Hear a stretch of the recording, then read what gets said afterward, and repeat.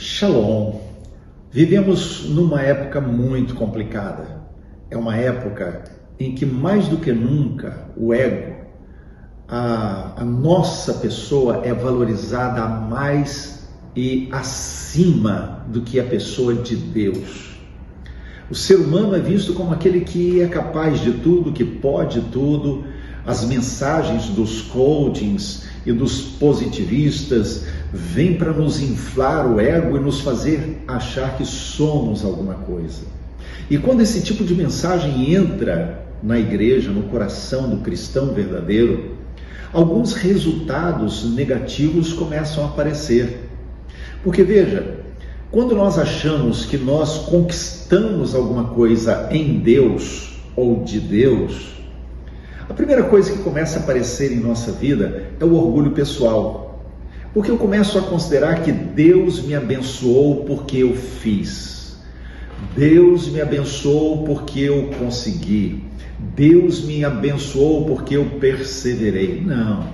Deus não nos abençoa porque fazemos algo. Ele não faz barganha.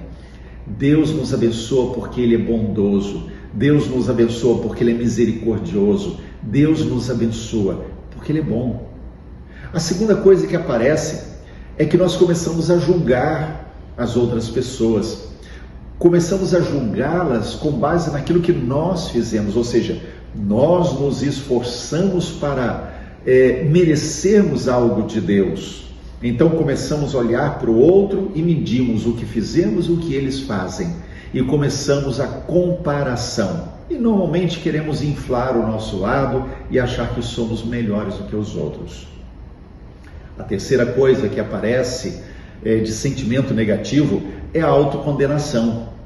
Porque se por um lado a gente pode pensar que o nosso ego é inflado, por outro lado também tem o aspecto negativo, que é quando eu faço tudo certinho, quando eu busco, quando eu faço, quando eu dou esmola, quando eu dou dízimo, quando eu faço isso, quando eu faço aquilo, e a bênção que eu queria não chega.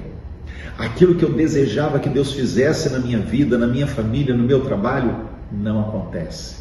E então começamos a nos condenar, porque ainda a maioria de nós não ousamos condenar abertamente Deus.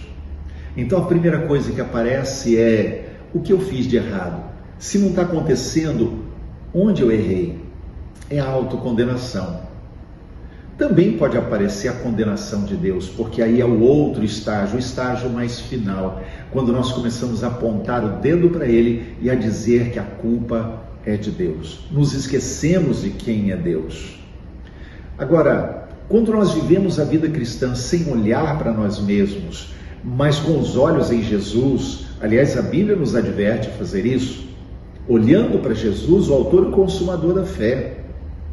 Nós precisamos ter um coração purificado das obras mortas. Nós precisamos ter um coração limpo diante de Deus. Então, quando começamos a tirar os olhos de nós mesmos, de meritocracia, e começamos a entender que somos totalmente dependentes do Senhor, aí sim, nós começamos a honrar o Senhor porque Ele é bom, honrar o Senhor porque Ele faz mediante a sua graça, honrar ao Senhor porque o seu amor é sem medida. Honramos as pessoas porque não consideramos ninguém acima, ninguém abaixo. Não há melhor ou pior, somos todos dependentes da graça. Os nossos olhos deixam de estar em nós para estar naquele que é a fonte de tudo que somos e de tudo que temos. O apóstolo Paulo, escrevendo a sua carta aos Filipenses, ele escreve lá no capítulo 2, o verso de número 3, o seguinte: nada façais por partidarismo ou vanglória, mas por humildade, considerando cada um os outros superiores a si mesmos. Percebe? Faça tudo sem partidarismo, não olhe para as pessoas, não fique competindo com elas, não fique fazendo comparações.